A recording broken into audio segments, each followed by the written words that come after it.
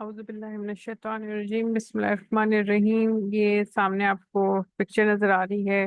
السلام علیکم۔ یہ سامنے آپ کو پکچر نظر آ رہی ہے، اس میں پشاور یونیورسٹی ہے پرانے زمانے کی، جس میں دیکھیں بیچ میں پردہ لگا ہوتا تھا اور ایک سائڈ پہ مرد ہوتے تھے، ایک سائڈ پہ عورتیں ہوتی تھی، اور وہ یہ ٹیچر جو ہے ان کو پڑھا رہے ہیں۔ 1985 کی بات ہے، تو جب حیا اور غیرت ہوا کرتی تھی، اتنی دور کی بات نہیں، یہ پشاور یونیورسٹی میں ہے۔ تو اس طرح کا آج کل بالکل بھی ماحول نہیں ہے۔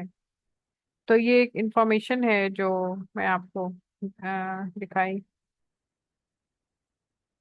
اب یہ دیکھیں، یہ ہے قدیم مسلم تاجروں کی روایت تھی کہ وہ صبح دکان کھولنے کے ساتھ ایک چھوٹی سی کرسی دکان کے باہر رکھتے تھے۔ جو ہی پہلا گاہک آتا، دکاندار کرسی اس جگہ سے اٹھاتا اور دکان کے اندر رکھ دیتا تھا۔ لیکن جب دوسرا گاہک آتا، دکاندار اپنی دکان سے باہر نکل کر بازار پر ایک نظر ڈالتا۔ جس دکان کے باہر کرسی پڑی ہوتی، وہ گاہک سے کہتا کہ تمہاری ضرورت کی چیز اس دکان سے ملے گی، میں صبح کا آغاز کر چکا ہوں۔ کرسی کا دکان کے باہر رکھنا اس بات کی نشانی ہوتی تھی کہ ابھی تک اس دکاندار نے آغاز نہیں کیا ہے۔ یہ مسلم تاجروں کا اخلاق اور محبت تھی، نتیجتاً ان پر برکتوں کا نزول ہوتا تھا۔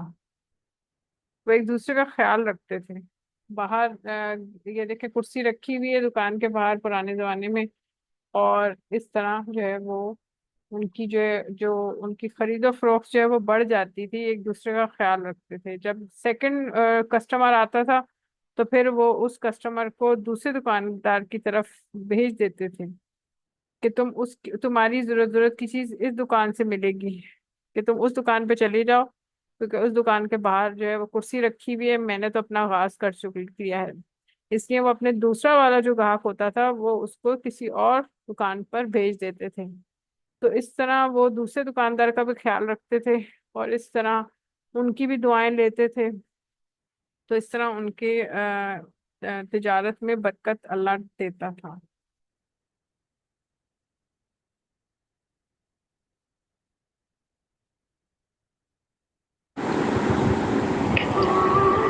Less talk, less sleep, less food, and less interaction with people, and more dhikr. Exactly, mashallah. Remembrance of Allah is the cleaning agent of the heart. Any form of remembering Allah, reading Quran, memorizing, asking Allah for forgiveness, doing morning and evening adhkar, saying subhanallah, reflecting on the nature, and you say, Ya Allah, what beauty is this? Who are you? That's a dhikr. And this process continues. It's not one day or two. And you will see yourself gradually changing. Much more calmer, much more appreciative of what Allah gave you, less complaining, which is the problem of these days. Less complaining, less attached to the material things. If you have it, alhamdulillah. If you don't have it,